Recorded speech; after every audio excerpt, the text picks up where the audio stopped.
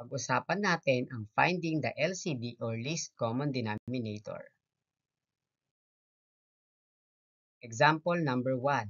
1/2 and 1/4. Ano ba ang LCD ng 2 and 4?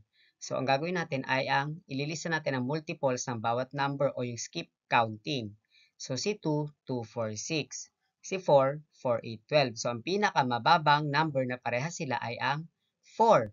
So, ang LCD nila ngayon ay 4. Ngayon, gawin naman nating equivalent fractions yung 1/2 and 1/4 na may LCD na 4. So, yung 1/2, ang magiging bagong denominator ay 4.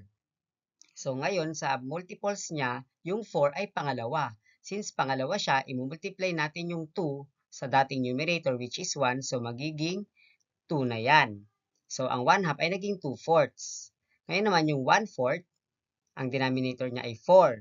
So, yung 4 kanina ay pang-una. So, i-multiply natin yung number 1 sa dating numerator na 1. Kaya naman, 1 times 1 equals 1. So, yung 1/4, since yung LCD niya ay same sa dating yung denominator, 1/4 pa lang din siya.